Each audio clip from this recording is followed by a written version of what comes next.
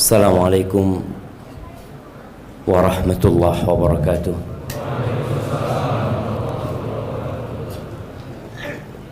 Alhamdulillah alladzi ahyana ba'dama amatana wa ilaihin nusyur.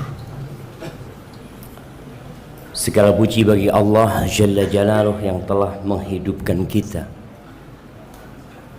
setelah Dia mematikan kita, dan kelak kepadanya kita akan dihimpun.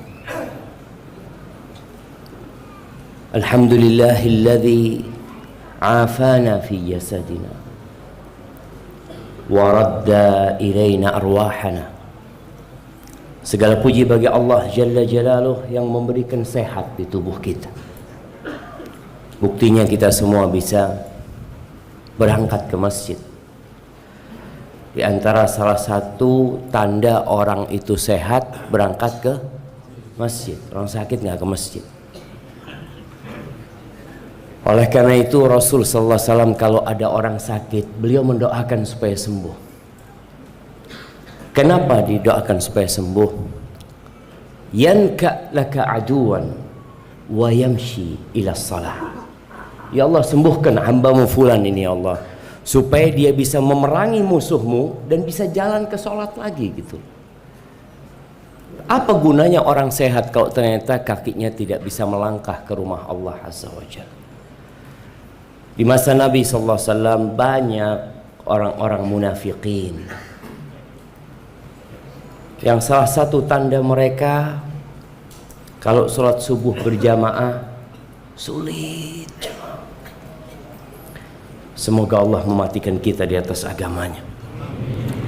Allahumma salli wa sallim wa zid wa barik wa an'im ala abdika wa rasulika Sayyidina wa maulana Muhammad wa ala alihi wa ashabihi ajma'in. Amma ba'd. Ahibati fillah.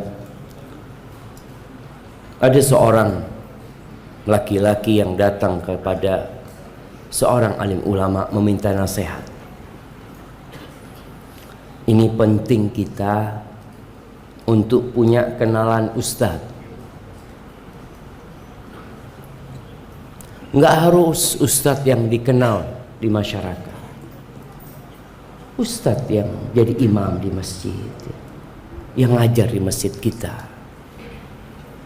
Soalnya kadang-kala sebagian kita ini enggak datang kajian kecuali kalau tabligh akbar. Padahal di dekat rumahnya ada masjid, alhamdulillah, yang selalu ada kajian. Perlu antum minta nasihat sama mereka. Kenapa? Mereka kenal sama antum biasanya. Mereka tinggal bersama antum. Oleh karena itu Rasulullah SAW ketika ada orang datang minta nasihat, nasihatnya itu beda-beda. Ini disuruh ini disuruh ini, sesuai dengan kondisi mereka. Ini orang datang kepada Dawud At-Tai rahimahullahu ta'ala. Dia mengatakan, ausini, kasih aku wasiat, kata dia. Nggak banyak wasiat beliau. Beliau mengatakan, askarul maut yantadhiruna. Pasukan kematian itu sedang menantimu. Ketika ana membaca nasihat ini, ana jadi kebayang kondisi warga Ukraina. Apa yang terjadi sama mereka ketika diinformasikan tentara Rusia datang masuk ke dalam kota, mereka hendak menyerang. Mereka mengungsi, jemaah. Mereka meninggalkan rumah mereka. Mereka beli dengan keringat mereka. Mereka bekerja berjuang untuk dapat rumah. Tapi ketika tahu bahwasanya pasukan kematian menanti mereka, hilang semua nilai harta yang mereka miliki. Mobil mereka ditinggal sama mereka. Mereka hanya bawa barang-barang berharga. Ana melihat video gimana ya. Mereka naik kereta, mereka naik truk. Enggak kepikiran dengan isi dunia mereka. Kenapa? Pasukan sudah nunggu dia. Engkau bertahan di sini mati, engkau, kata dia. Lebih baik engkau menyelamatkan dirimu ketika bisa menyelamatkan diri. Tapi adakah di antara kita yang dapat menyelamatkan diri dari pasukan kematian? Tidak ada, jemaah. Hanya saja kita ini merasa sedang aman. Kita merasa sedang damai. Wallahi, di setiap pintu di kota ini, di setiap jalan di kota ini, mungkin malaikat pencabut nyawa itu berterbangan, berangkat ke rumahnya fulan, berangkat ke jalan fulan, berangkat ke lapangan fulan. Yantadirun. Ini wasiatnya, ingat pasukan kematian nungguin engkau. Mungkin sebagian orang keluar dari masjid ditunggu sama malaikat di sana.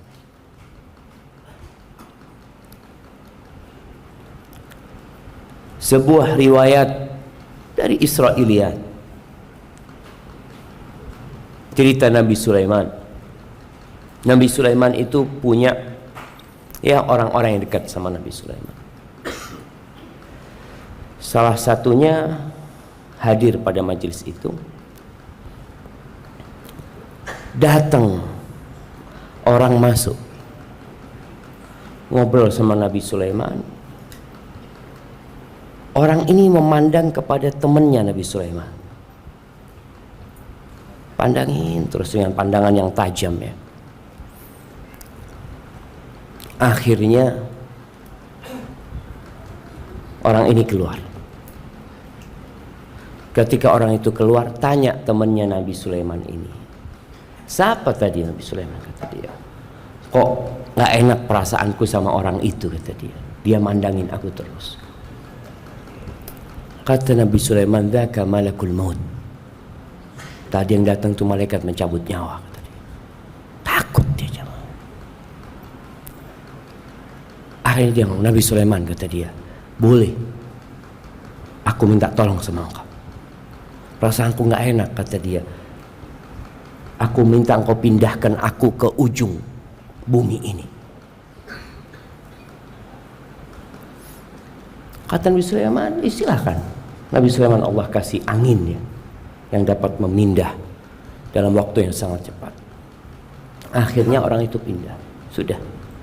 Keesokan harinya datang malaikat pencabut nyawa ini ke Nabi Sulaiman, kata dia. Nabi Sulaiman ngobrol sama malaikat ini. Aku punya teman kemarin ketakutan sama engkau, kata dia. Kenapa engkau pandangin dia? Iya Nabi Sulaiman, aku itu juga heran. Aku punya catatan, orang ini harus aku cabut nyawanya di ujung dunia sana. Tapi dia sedang ada bersamamu di sini gitu loh. Terus ketika aku sampai ke sana, dia sudah nungguin aku di sana. Ja'a ajaluhum.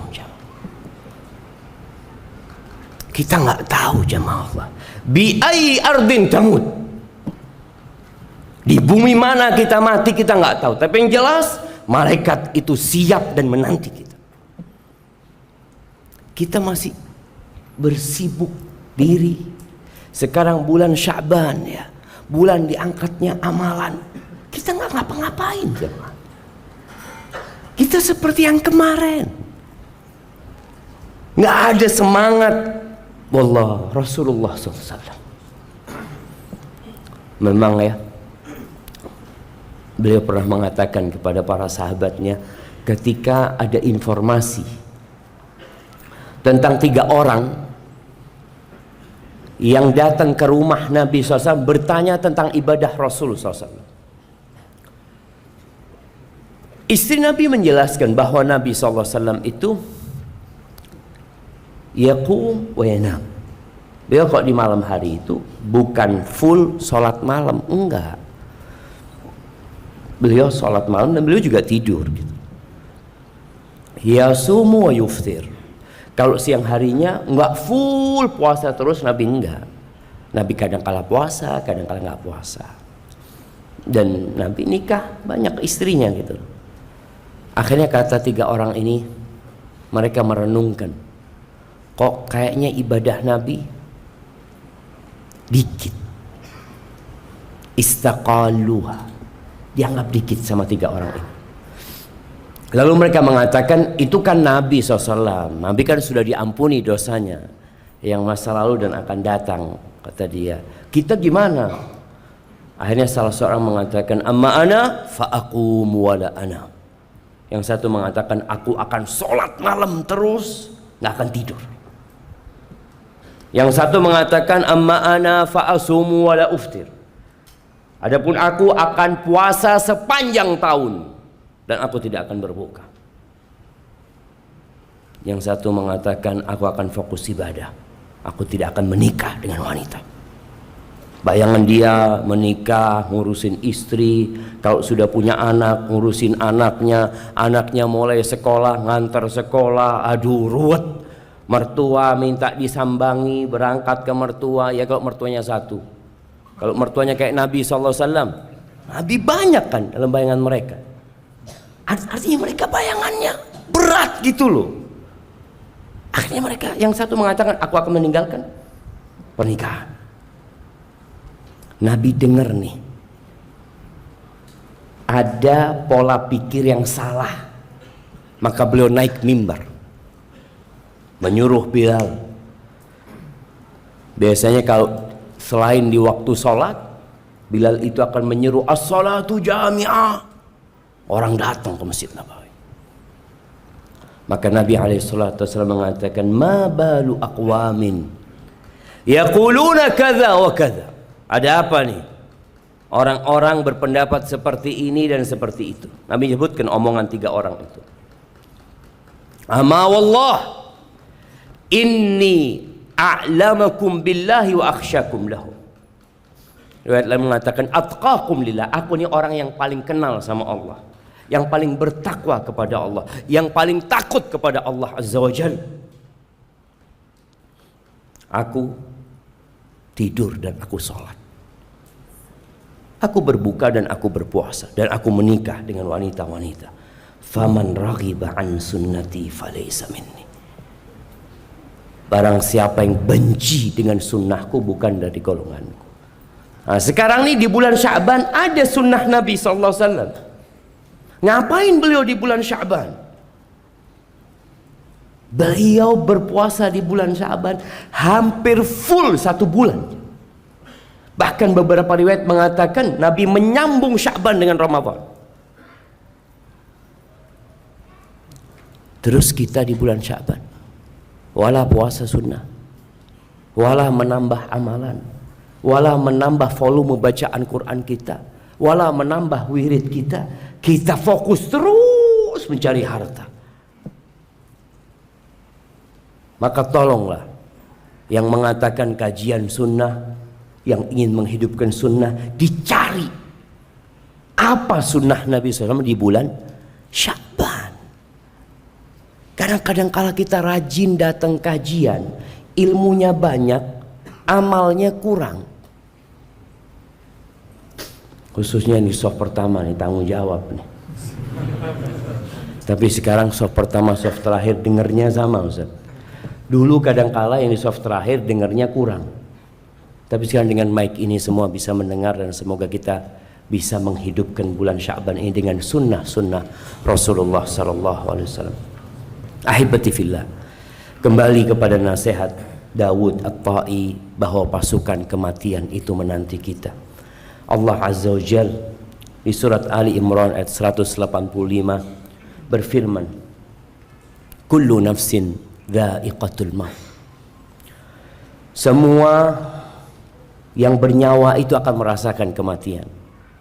Ingat, mau ada pandemi, mau ada Omikron, mau ada nggak tahu apa lagi nanti yang datang, mau ada bencana alam, mau ada peperangan, mau tidak ada apa-apa, semua akan merasakan kematian. Wa innama tuwaffawna ujurakum yaumal qiyamah. Kalian itu akan disempurnakan pahala buat kalian pada hari kiamat. Kita puasa sunnah bulan Sya'ban, ada orang nggak puasa. Kan sama aja. Kadang-kadang kita ngeliat orang ini nggak puasa, walau sholat di masjid Ustadz, tapi Ustadz mobilnya ganti lagi, HP-nya baru, rumahnya bagus, anak ini soft pertama terus. Allahu Akbar. Ya, maka Allah sebutkan yang kita amalkan ini bukan untuk dunia. Maka Allah katakan pahala buat kalian. Hadis-hadis Nabi SAW yang menjelaskan bahwa satu langkah diangkat derajatnya kalau ke masjid, dihapuskan dosanya, dikasih pahala. Kapan? Pulang dari masjid antum langsung dapat di rumahnya? Enggak. Nanti hari kiamat. Maka usahakan kelelahan kita itu lillahi ta'ala. Jangan sampai kita lelah ya datang ke masjid ada perasaan ria, perasaan ujub dengan diri kita, nggak dapat apa-apa kita nantinya. La fid dunya wala fil akhir. Lalu Allah mengatakan faman zuhziha 'anil nar wa udkhilal jannata faqad faz. Barang siapa yang dijauhkan dari api neraka dan dimasukkan ke surga, dia tuh orang sukses. Kita kadangkala punya target dalam kehidupan ini terlalu rendah. Semangat, energi, waktu yang dicurahkan. Antum lihat orang kalau lagi main bola 45 menit kali 2. Siapa yang suka main bola? Nah, Jamal, siapa yang suka main bola? Anak kasih hadiah. Kirim ke belakang sana. Ada yang suka main bola. Nah, baik, antum berdiri. Anak ingin tanya sama antum sesuatu.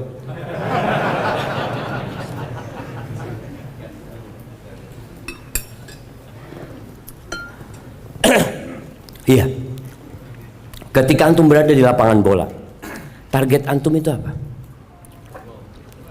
Mencetak gol. Jazakallah khair. Syukur. Dapat apa kalau mencetak gol? Dapat capek aja. Lari sana, lari sini, terus jamaah berjuang.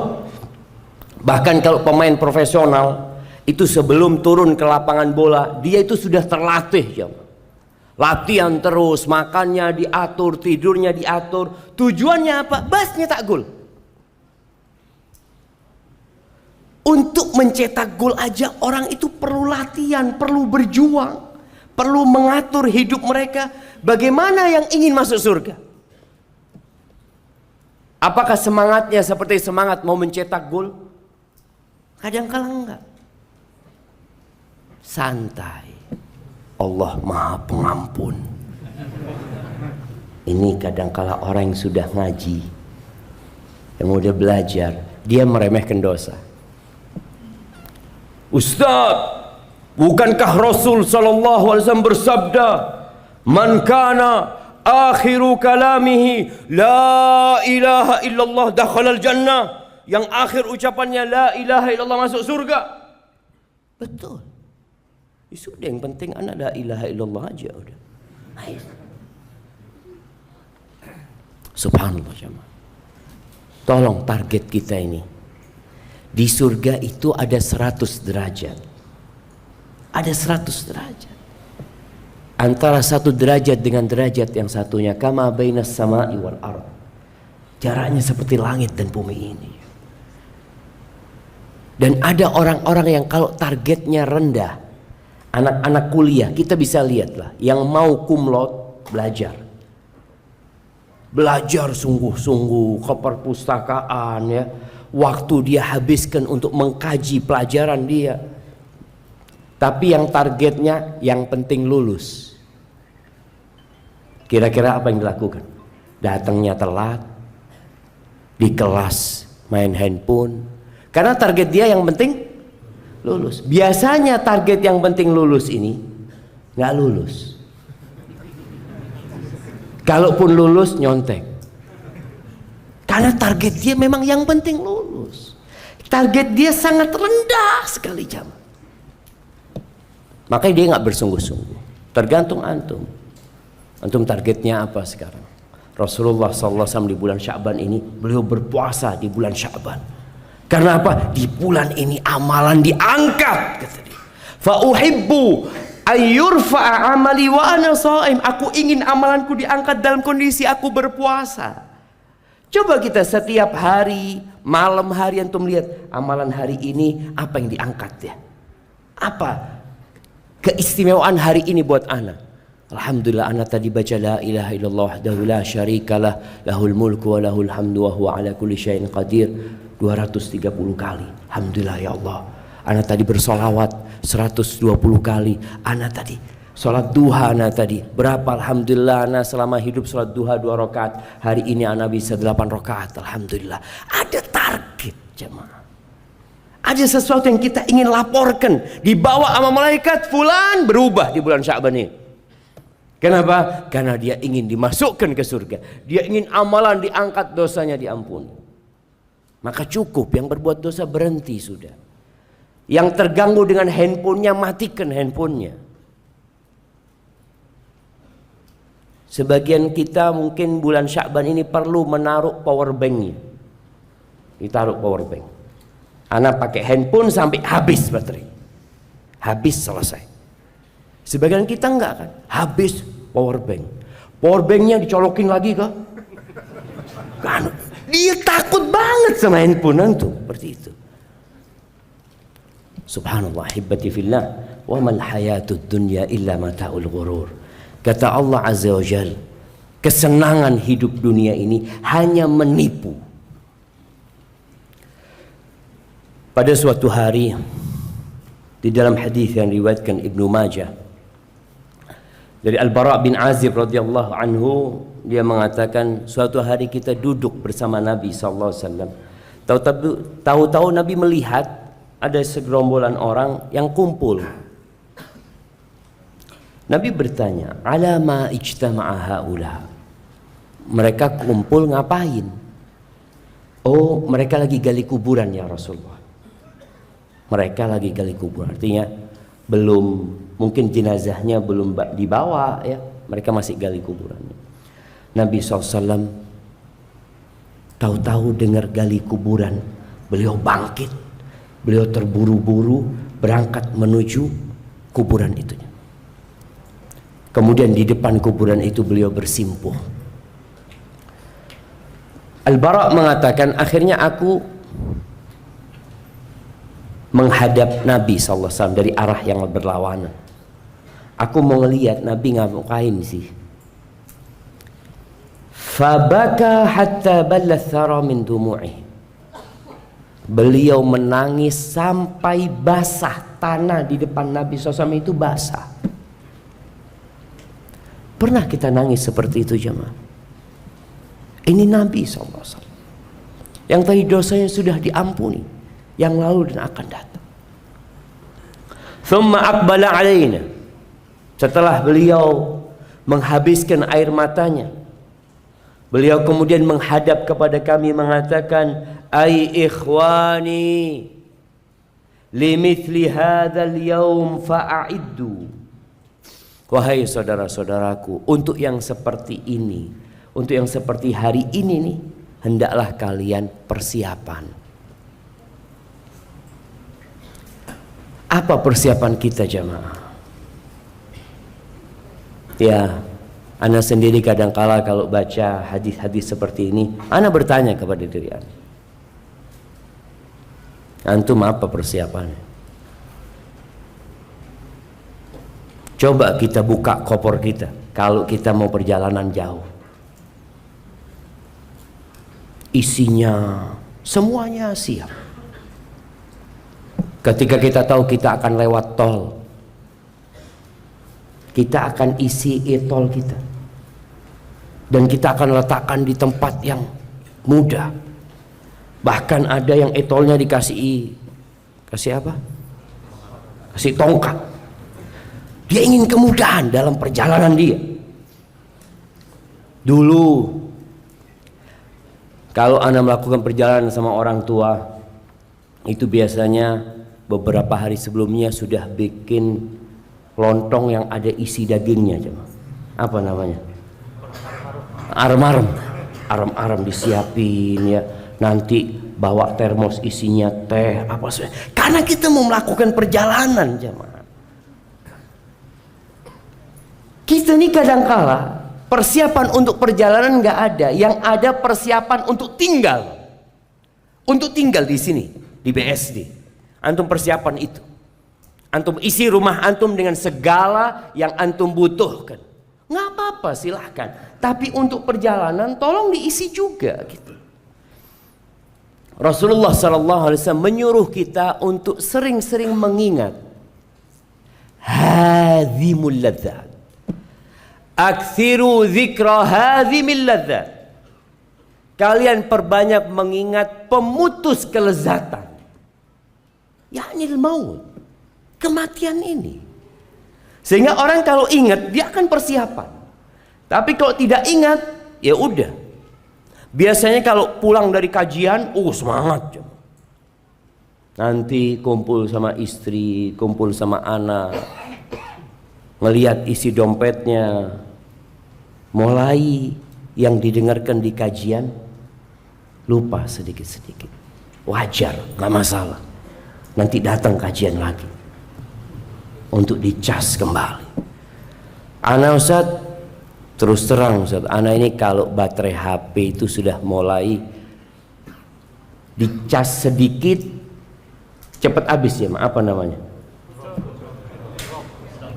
Apa? Soak. Hah? Udah mulai soak gitu jemaah. Akhirnya orang ini sering-sering mengecas handphonenya. Kita lihat dia, belum setengah hari udah dicas lagi. Terus cas seperti itu. Tapi kalau sudah lemah, ahsan diganti baterainya. Kita pun kadang-kala seperti itu. Perlu ganti baterai. Perlu ganti suasana. Perlu ganti kawan. Perlu ganti majelis. Supaya baterai kita nggak cepat habis. Dunia ini Allah menyebutnya la'ibun walahu, permainan dan senda gurau. Kita lihat semua bermain-main. Apalagi dengan adanya handphone, semakin lengkap permainan itu. Manusia terus berebut harta, tidak puas memandang wanita, berburu tahta. Yang muda, yang tua, tenggelam dalam buayan dunia ini. Dia berpikir akan hidup lebih lama di muka bumi ini dengan banyaknya harta dia. Dia berpikir kalau dia berkuasa maka ana akan tambah usianya. Nggak ada. Semua sudah ditetapkan. Dan kematian ini tidak kenal orang kaya, orang miskin. Nggak kenal orang tua, anak muda. Allah Azza wa Jalla mengatakan فَإِذَا جَاءَ أَجَلُهُمْ لَا يَسْتَأْخِرُونَ سَاعَةً وَلَا يَسْتَقْدِمُونَ. Kalau datang ajalnya, waktunya telah tiba, selesai. Nggak bisa maju, nggak bisa mundur. Makanya orang kalau sudah datang kematian, dia mulai kebayang. Ada yang mengatakan qala rabbirji'un, ya Allah kembalikan aku ke dunia, ya Allah kembalikan aku ke dunia. Kenapa? Karena semua kelezatan putus sudah jemaah. Semua hasil usaha dia tiada guna, maka dia ingin balik. Ketika Allah menganjurkan kita untuk bersedekah, wa anfiqu mimma razaqnakum min qabli ayyatiya ahadakumul maut. Kalian sedekah sebelum datang kematian. Loh, kapan datangnya kematian? Nggak tahu. Berarti sedekahnya kapan? Ya sekarang. Kalau engkau pagi jangan nunggu sore, bisa jadi kematian datang waktu duha. Kalau engkau sedang waktu duha, nantilah aku mau sedekah. Sekarang sedekahnya. Karena belum tentu kita sampai ke waktu maghrib. Ketika datang kematian, orang ini mengatakan, laula akhartani ila ajalin qarib. Ya Allah, kalau engkau undur umurku, waktuku sedikit, 5 menit umpamanya. Dia minta. Karena dalam waktu 5 menit itu dia bisa ngomong banyak. Dia bisa mengatakan, ya rumahku yang di sana itu wakaf buat masjid ukhuwah. Tapi sudah mati bisa ngomong kayak gitu? Nggak bisa. Mobil anak kayaknya buat operasional masjid. Udah mati. Anakmu mau? Nggak ada. Anak ini cinta sama orang tuanya, tapi kalau urusan harta berantem sama kakaknya kadang-kadang. Itu yang terjadi. Coba kita renungkan jamaah. Kalau kita sedang melihat manusia yang biasa duduk bersama kita, tertawa, tersenyum, makan bareng kita, tahu-tahu berada dalam bungkusan kain kafan. Kalau itu kawan antum, antum akan buka, antum akan lihat dia. Sekarang coba kita bayangkan kita yang ada di dalam kafan itu. Kita mau dibawa sama mereka ke tempat yang sempit. Kemudian akan ditutup pakai kayu jemaah. Kita ngelihatnya kadang-kala nggak tahu di sini pakai sirap, kalau di Jember kadang-kala pakai bambu. Bambunya. Gimana kalau ana yang ada di dalam sana? Semua orang teriak-teriak kadang-kala hanya untuk membuang kita. Ada anak-anak yang mengatakan, Bapak biarlah di rumah seminggu karena bapaknya mati. Kenapa? Aku kepingin ngelihat bapak 7 hari lagi. Nggak ada. Anaknya mengatakan bismillah sudah, cepetan, cepet dikuburkan. Gimana kalau kita yang ada di tempat itu? Selesai ditutup dengan tanah, ditinggal. Bayangkan malam pertama antum di situ. Makanya kita lihat jamaah, orang itu kalau mau dipenjara takut dia, hanya dipenjara. Berapa kelezatan yang harus dia tinggalkan ketika dia di penjara? Di penjara masih dikasih makan,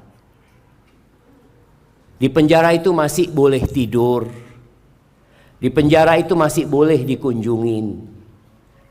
Tapi kita melihat bagaimana orang berusaha untuk tidak dipenjara. Padahal kasusnya benar, dia melakukan perbuatan dosa.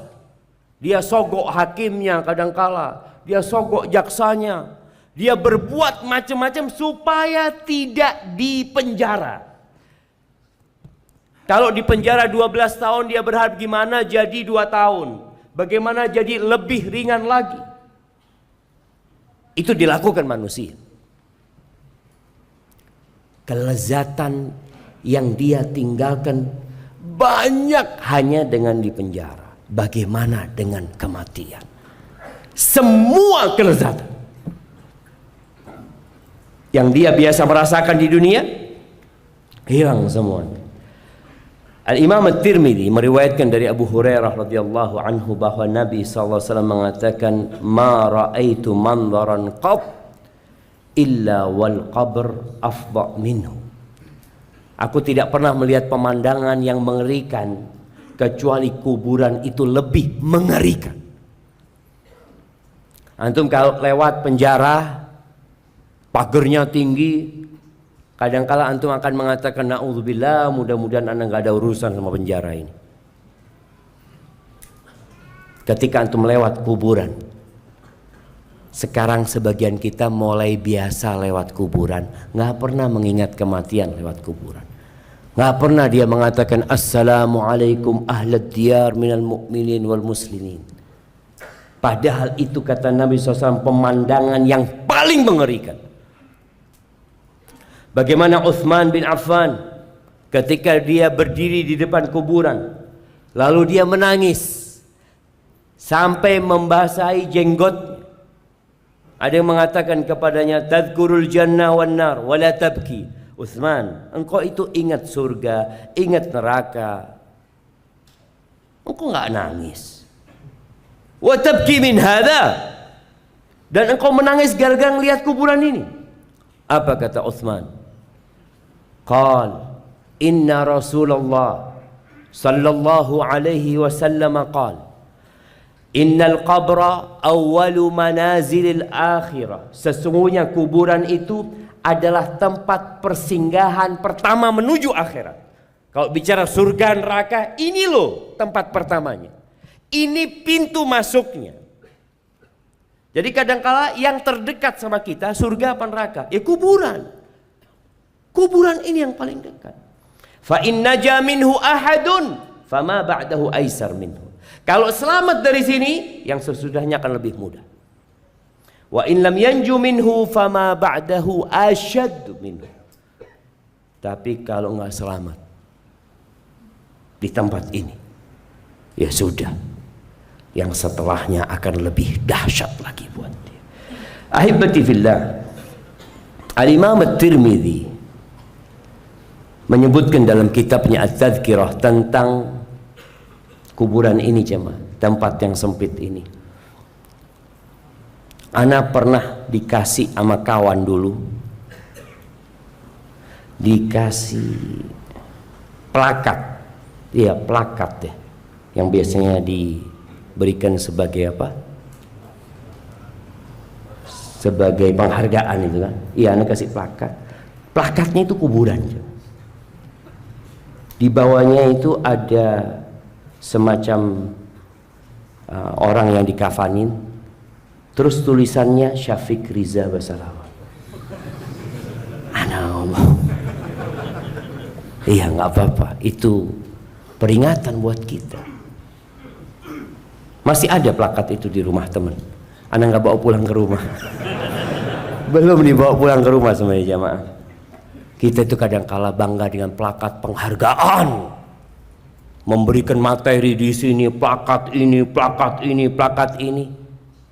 Ada, engkau akan ke sana, plakat ini ditinggal semua.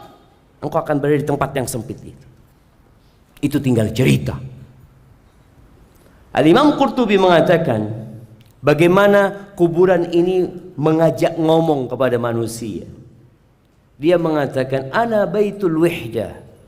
Aku rumah sendirian. Ana baitul ghurbah, aku rumah kesepian. Engkau di sini akan sendirian. Engkau akan kesepian. Ana baitut turab, aku ini tanah semuanya. Tanah. Nggak ada yang namanya keramik, wala namanya granit, wala apa, full tanah aku itu.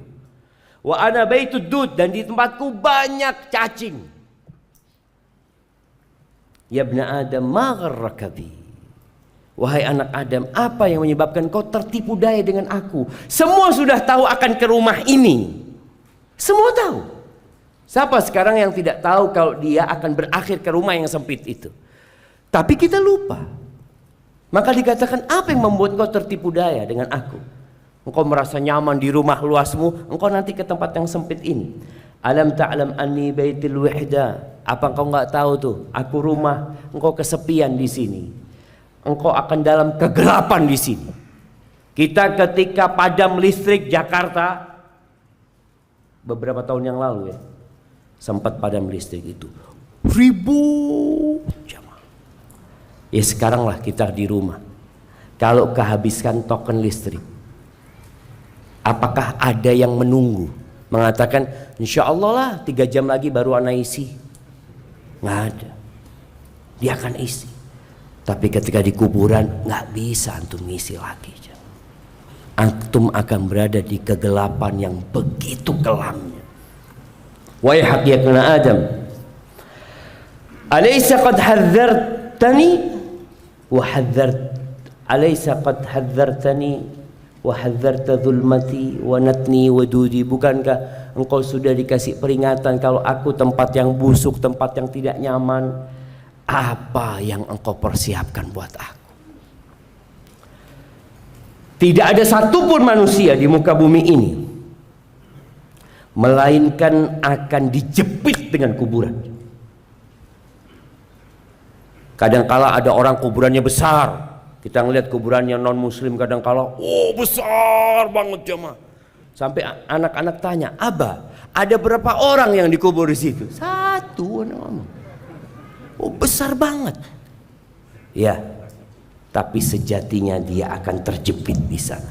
Kata Nabi SAW, inna lil qabri daghtah. Kuburan itu semuanya punya tekanan, akan menekan. Lau kana ahadun najian minha naja Sa'ad bin Mu'adz. Kalau ada umatku yang selamat dari tekanan kubur itu, pasti Sa'ad bin Mu'adz selamat. Sa'ad bin Mu'adz, jemaah, itu sahabat Nabi radhiyallahu taala anhu yang ketika meninggal dunia arsy Allah itu bergetar dengan matinya Sa'ad. Tapi dia nggak selamat dari tekanan kuburan. Bagaimana dengan kita?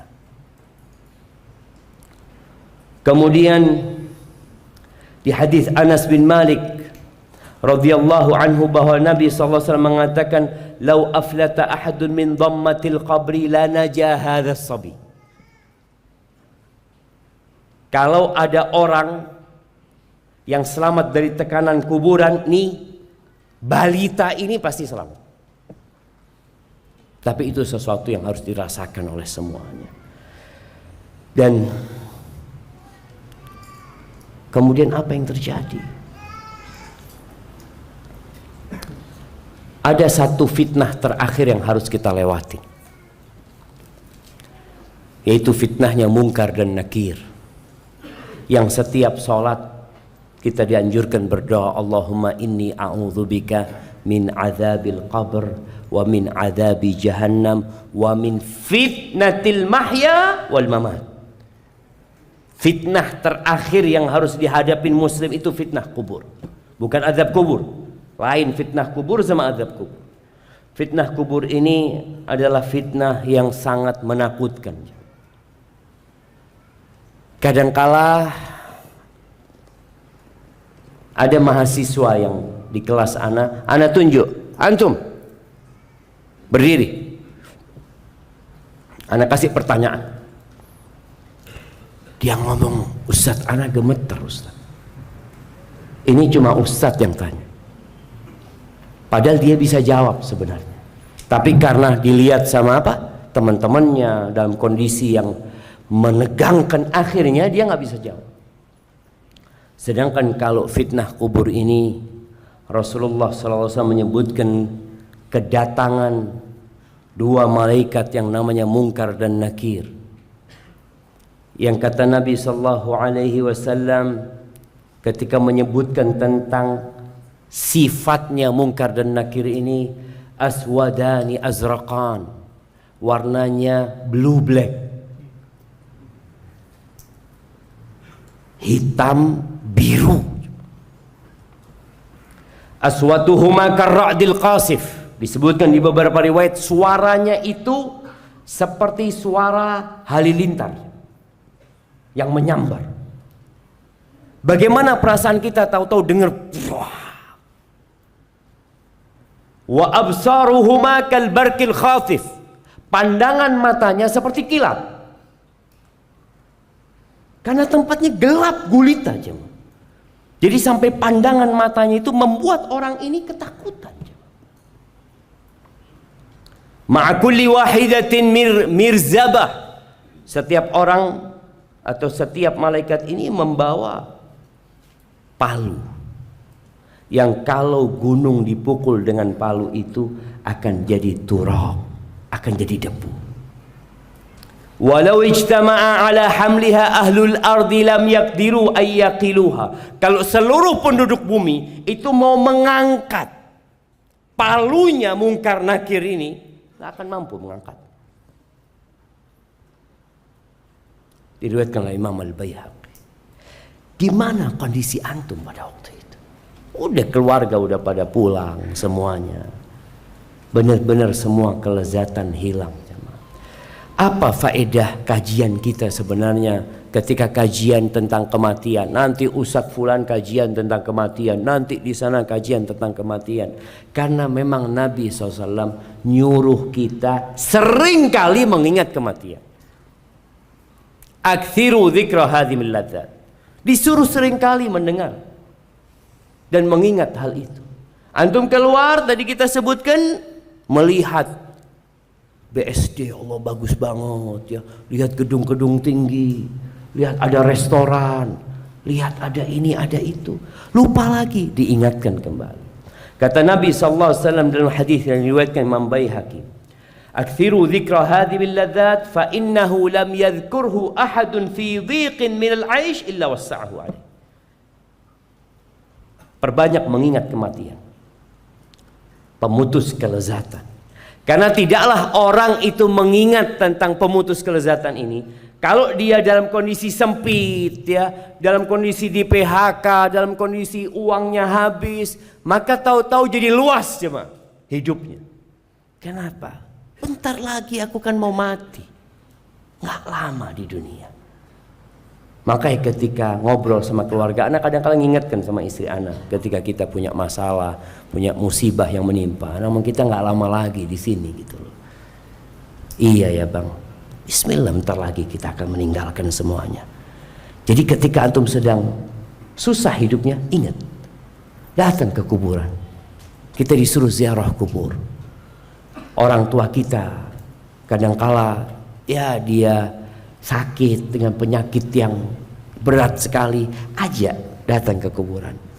Tuh ayah, alhamdulillah ayah masih bisa makan, ayah masih bisa minum, ayah masih bisa nambah amalan. Tuh lihat kawan-kawan ayah, selesai sudah ayah, nggak bisa apa-apa mereka.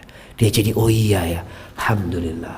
Dan kalau orang itu dalam keluasan rizki, perlu juga ingat kematian. Karena jadi sempit hidupnya. Anak mau kaya, mau banyak hartanya, berakhir dengan kematian. Maka dia juga akan ingat dengan hari akhir dia. Abdullah bin Umar radhiyallahu taala anhu, dia mengatakan, aku pernah mendatangi Nabi sallallahu alaihi wasallam. Ashira ashratin, aku orang ke-10. Jadi dia hadir, dia orang yang ke-10.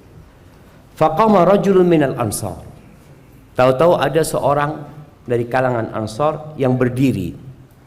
Dia bertanya kepada Nabi SAW, "Ya Nabi Allah, man akyasun nas wa ahzamun nas?" Siapa orang yang paling cerdas? Siapa orang yang paling tegas?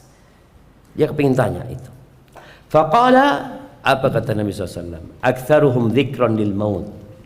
Orang yang paling cerdas, yang paling tegas adalah orang yang paling banyak mengingat kematian. Wa asyadduhum isti'dadan lil maut qabla nuzulil maut. Orang yang paling persiapan untuk menghadapi kematian sebelum kematian itu tiba. Ulaika humul akyas. Mereka lah orang-orang yang cerdas.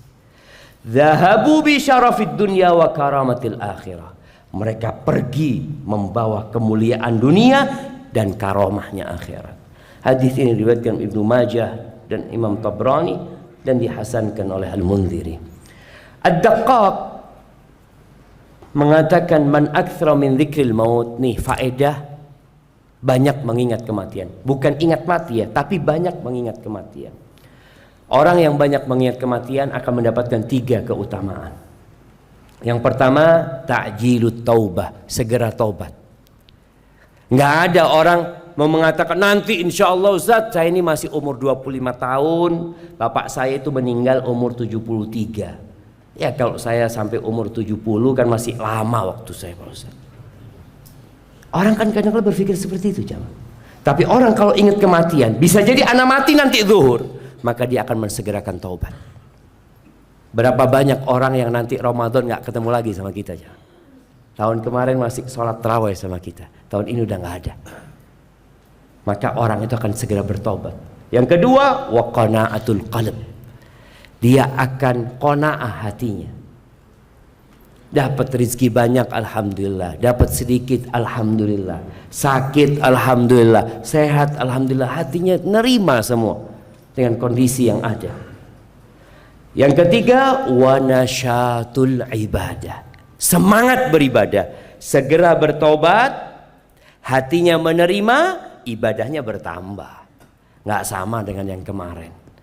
Tadi kalau kemarin sholat duhanya 2 rakaat, setelah dia mengingat kematian jadi 4 rakaat. Kemarin nggak baca Quran, ingat kematian, dia jadi baca Al-Quran. Wa man nasiyal maut, yang lupa dengan kematian akan dikasih hukuman dengan 3 perkara. Bukan di penjara dia.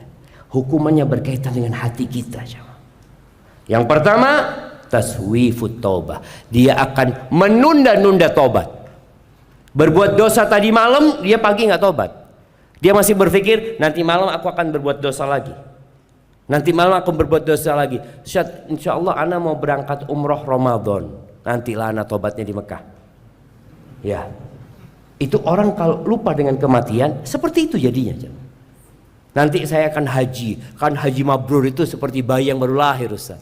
Insya Allah saya berangkat haji nanti. Tahu-tahu belum haji mati duluan.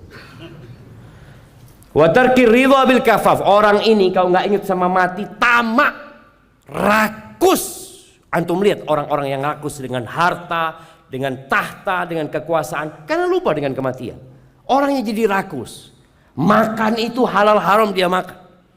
Rakus orangnya, karena dia lupa dengan kematian. Dan yang ketiga, wattakasul fil ibadah, malas ibadah. Santai dia ibadah, bahkan kadangkala sholatnya pun mulai telat-telat. Na'udzubillah min dzalik. Barakallahu fiik. Itulah jamaah yang dapat kita kaji pada kesempatan kali ini. Semoga di bulan Sya'ban ini kita lebih baik lagi daripada Sya'ban tahun lalu. Jangan samakan dengan bulan-bulan yang kemarin.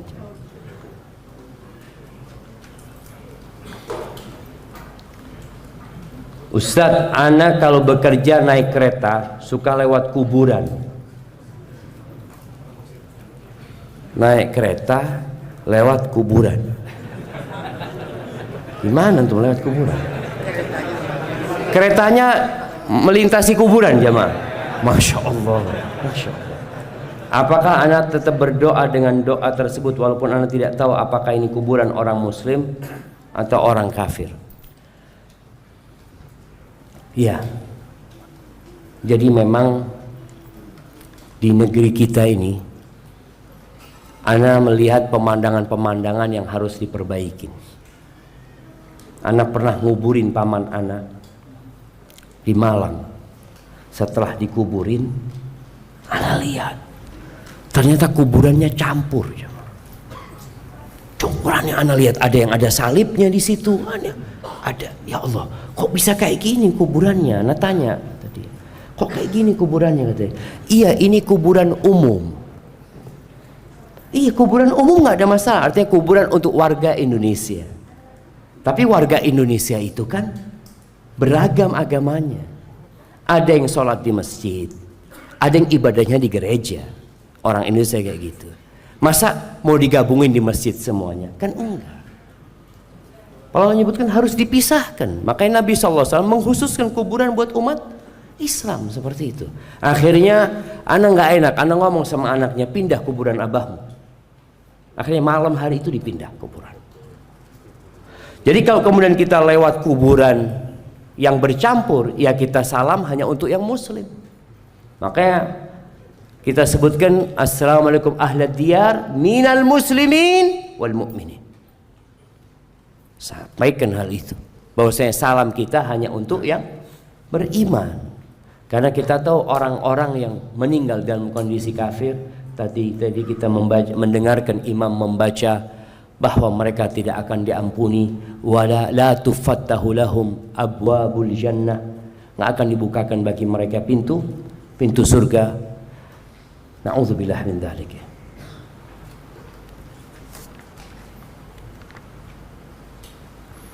Apakah mayit dapat menjawab salam kepada orang yang menziarahinya? Dan apakah mayit dapat mengenali orang yang dia kenal ketika menziarahinya?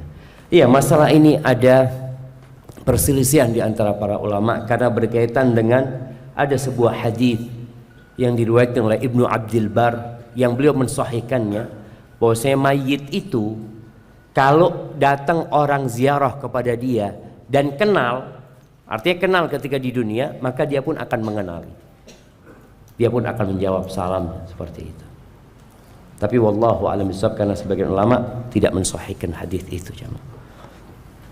Tapi kalau salam, ya kita ucapkan salam dan insyaallah mereka akan menjawab salam tersebut. Tapi ingat, di alam yang berbeda aja. Bukan berarti antum, kata ulama dia kenal sama ana Ustaz ya, ana boleh nggak ngobrol sama dia Ustaz? Ini ada yang akhirnya kelewatan gitu loh jemaah.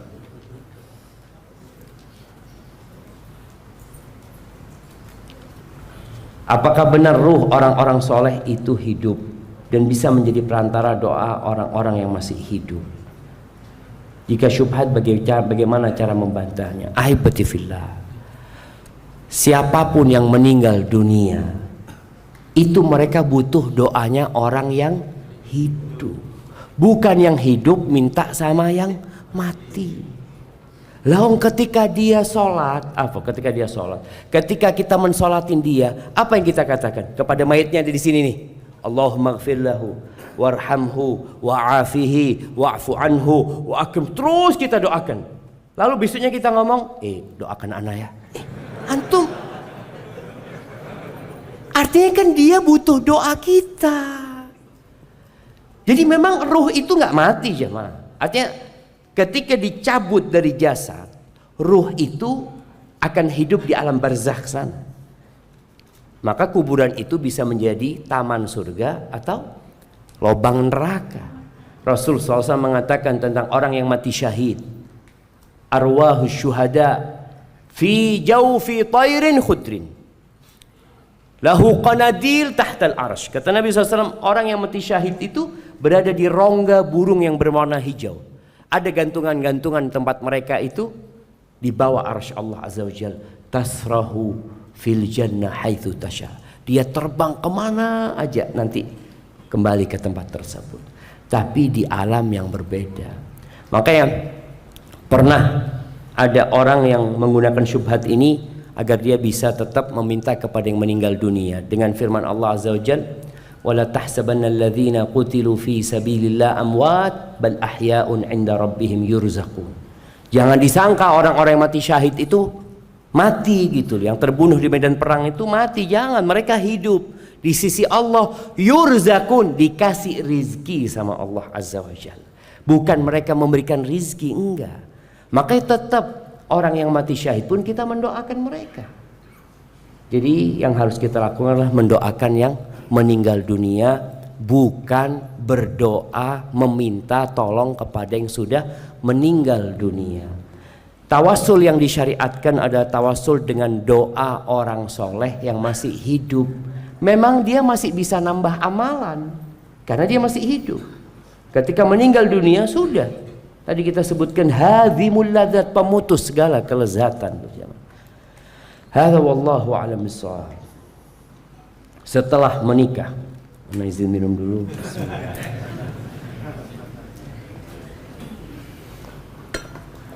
Alhamdulillah. Setelah menikah, istri ana semakin malas beribadah. Beda seperti sebelum menikah. Padahal ana sering mengingatkan, tapi dia lebih pilih nonton gosip, kartun daripada ngaji. Apakah ana berdosa sebagai suami? Sebab dosa istri ditanggung suami. Oh, sejak kapan dosa istri ditanggung suami? Doakan ana dan istri ana agar istiqamah dan husnul khatimah. Amin. Jamaah, wala taziru waziratun wizra ukhra. Gak mungkin dosa orang itu ditanggung sama orang lain. Istrinya Nabi Nuh diadab sama Allah Azza wa Jalla, kafir. Istrinya Nabi Lut juga sama seperti itu. Tapi Nabi Lut, Nabi Nuh di surga Allah Azza wa Jalla. Jadi ingat, selama suami telah menjalankan tugasnya dengan baik, maka dia tidak akan menanggung dosanya istri. Tapi kalau dia membiarkan, maka dia akan menanggung. Karena dia berdosa, membiarkan orang berbuat dosa itu dosa gitu. Apalagi ini menjadi tanggung jawab dia. Perlu dicari tahu kenapa istrinya jadi malas beribadah. Iman itu kan naik turun. Boleh jadi istrinya sedang futur. Nah, cara supaya naik lagi imannya, kalau dia minta diantarkan ke pasar, antum antarkan ke kuburan. Ini menjadi salah satu cara. Karena dia kepingin ini, oh bismillah, berangkat sudah kita. Seperti itu. Ini ya tadi untuk mengingatkan kepada kematian, supaya ibadah dia naik lagi. Karena orang yang ingat mati akan semangat ibadah, akan segera tobat ya, akan qanaah, nggak jadi orang yang rakus. Mungkin itu bisa dilakukan gitu loh. Kemudian sang suami boleh jadi dia melakukan ibadah bersama dengan istrinya. Contohnya apa? Ngaji. Dek, ngaji yuk. Ini sudah bulan Sya'ban, bulannya Qurra. Sebagian ulama mengatakan bulan Sya'ban itu syahrul Qurra. Bulannya orang yang hafal Quran, untuk membaca Al-Quran. Jadi murojaah bulan Sya'ban ini terus persiapan buat Ramadan nantinya. Mereka membaca Al-Quranul Karim. Mungkin tadi ada ibadah bersama yang dilakukan supaya dia lebih semangat. Ini sama sebenarnya. Bagaimana menyingkapi orang tua lalai dalam beribadah dan menganggap remeh kematian? Hal apa yang perlu dilakukan anak sebagai anak? Ya, mungkin orang tuanya bisa diajak hadir kajian ya. Seperti itu. Diajak ziarah, tadi bicara kuburan, diajak ziarah ke orang-orang yang sakit ya. Karena itu akan melembutkan hati jemaah. Kemudian kalau ada kabar kematian mamanya, orang-orang yang dikenal sama ayah, duduk sama ayah, sohibnya ayah ini yang masih hidup tinggal berapa? Ya Allah, tinggal berapa ya? Kayaknya tinggal ayah sendirian ini. Ini kan mengingatkan ayah gitu. Itu temannya ayah yang kaya raya, nggak dibawa ternyata mobil bagusnya dia. Ya iyalah, masa dibawa. Itu juga mengingatkan gitu jamaah. Soalnya kadang-kala anak kalau nasihatin orang tua, ya dicari selanya, masuknya dari mana, sambil didoakan orang tuanya. Apakah kita boleh untuk meminta dipanjangkan umurnya kepada Allah SWT? Heran ini jamaah, memuji Allah dengan singkatan itu gimana ceritanya? Subhanahu wa ta'ala, tulis subhanahu, maha suci Allah, wa ta'ala, maha agung Allah. Masa ditulis SWT semua itu? Anda nggak jawab pertanyaannya. Karena ada pelanggaran itu. Sebenarnya nggak apa, gini, nggak apa-apa sebenarnya minta panjang umur itu nggak apa-apa. Tapi ingat, apa manfaatnya panjang umur? Makanya para ulama mensyaratkan kalau mau minta doa panjang umur, minta doa panjang umur dalam ketaatan. Kalau panjang umur saja belum tentu engkau baik gitu loh. Makanya Nabi mengajarkan doa ketika ada fitnah, kondisi yang menakutkan, kita minta sama Allah kematian kalau itu baik buat kita. Kita minta dipanjangkan umur kita kalau itu baik buat kita, karena kita nggak tahu baik apa tidak gitu. Jadi kalau mau doakan panjang umur, mintalah dalam ketaatan. Minta dalam ketaatan. Jangan panjang umur aja karena kadangkala kurang berguna buat kita panjang umur jemaah. Ustadz, saya seorang mu'allaf dan orang tua saya telah meninggal dengan keyakinan non-muslim. Bagaimana doa saya agar bisa menyelamatkan orang tua saya yang sudah mati?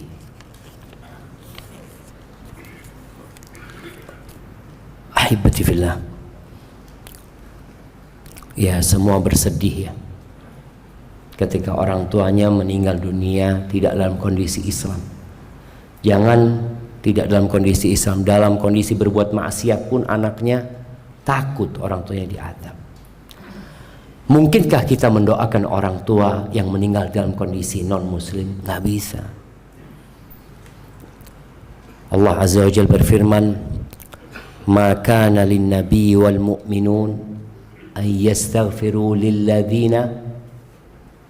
Ana lupa sama ayatnya jemaah. Mana imam kita mengingatkan kita? Baik. Nggak boleh buat nabi dan orang-orang beriman untuk memohonkan ampun buat orang-orang yang mati dalam kondisi kafir, walau kanu uli qurba, walaupun mereka itu kerabat mereka, min ba'di ma tabayyana lahum annahum ashabul jahim, Setelah jelas mereka itu penghuni neraka jahim. Karena Allah sudah membuat keputusan, innallaha la yaghfiru an yushraka bihi wa yaghfiru ma duna dzalika liman yasha. Keputusan Allah, Allah tidak memberikan ampunan buat orang yang mati dalam kondisi melakukan kesyirikan. Yang selain itu masih ada ampunan. Artinya kalau Allah sudah memberikan keputusan tidak diampuni, kenapa kita berdoa ya Allah ampuni? Nggak ada sudah gitu. Ampuni orang tua anak, nggak ada. Tapi kalau orang tua mati dalam kondisi na'udzubillah ya, mungkin melakukan riba, mungkinkah kita mendoakan orang tua kita? Boleh kita doakan. Karena semua dosa selain syirik itu masih ada potensi diampuni. Dan Allah mengharamkan surga buat orang-orang kafir. Makanya orang-orang kafir itu bagaimana Allah gambarkan dalam Al-Quran ketika mereka menyeru penghuni surga. Wanadau, mereka memanggil an afidu alaina minal ma. Minta sudah. Kami nggak keluar dari neraka tapi kami minta air saja. Minta seteguk air. Au mimma razaqakumullah, atau rizki apa yang Allah berikan kepada kalian. Apa kata penghuni surga? Innallaha harramahuma 'alal kafirin. Allah mengharamkan keduanya buat orang-orang kafir. Nggak ada. Jadi bagaimana anak? Ya sudah, dia ikhlaskan. Sebagaimana Nabi Ibrahim ya. Nabi Ibrahim itu ya udah berusaha mendakwain bapaknya. Tapi bapaknya kan tetap tidak mau terima. Bahkan bapaknya ikut membakar Nabi Ibrahim alaihissalam. Nanti di hari kiamat di padang mahsyar, bapaknya datang kepada Nabi Ibrahim. Dia mengatakan, ya Ibrahim, al-an la a'si. Ibrahim, sekarang aku tidak akan durhaka sama engkau. Aku akan nuruti engkau. Anak tetap kesian kan sama bapaknya jamaah.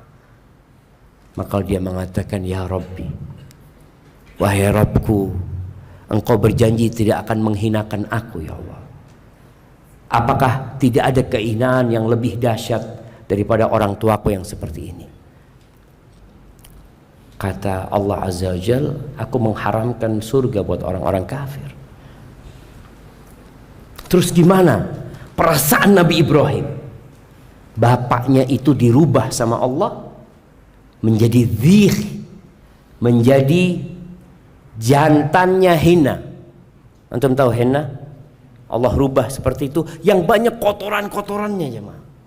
Ya orang ketika melihat binatang maka dia akhirnya meninggalkan seperti itu.